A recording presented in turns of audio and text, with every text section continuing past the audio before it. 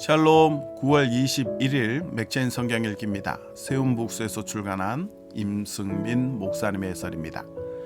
사무엘하 17장은 아히도벨과 후세의 계략 대결 이야기죠.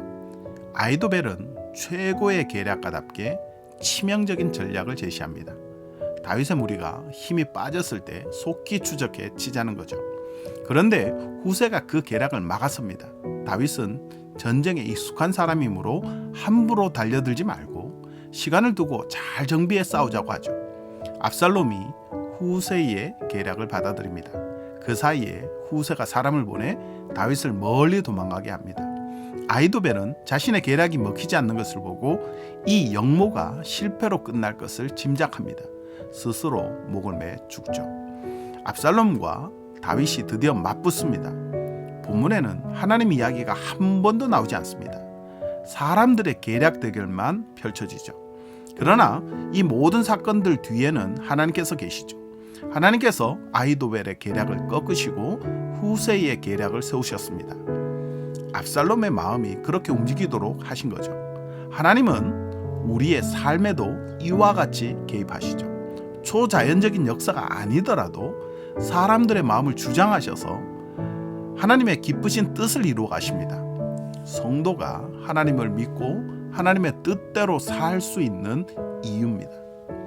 고린도후서 10장은 바울이 본격적으로 자신을 변호하는 내용이죠. 바울을 육신을 따라 행하는 사람으로 여기는 사람들이 있었습니다.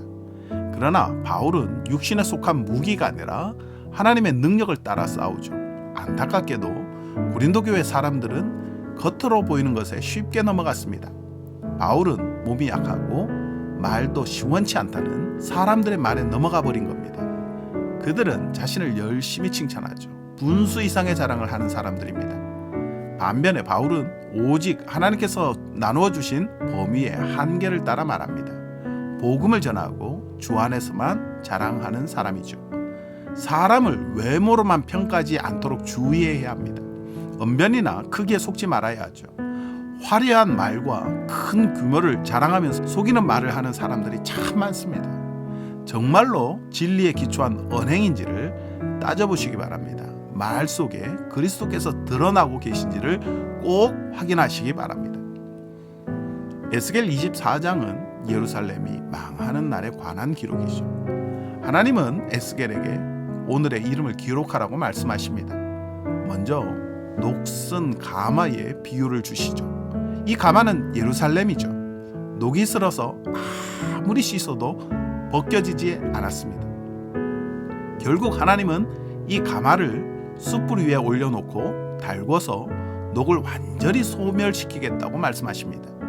예루살렘의 죄를 없애기 위해 이와 같이 불의 심판을 하시겠다는 뜻이죠.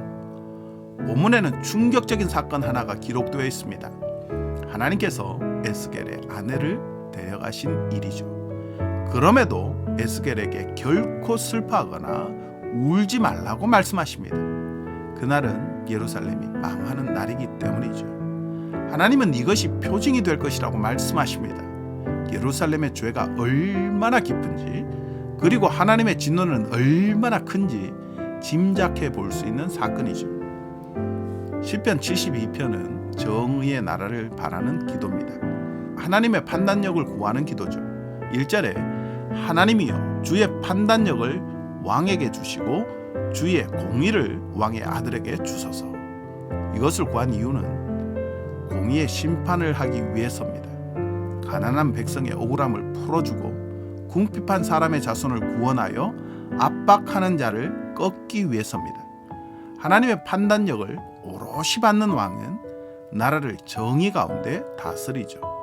그런 왕이 다스리는 나라는 복되고 영원할 것입니다. 예수 그리스도께서 바로 그런 왕이십니다.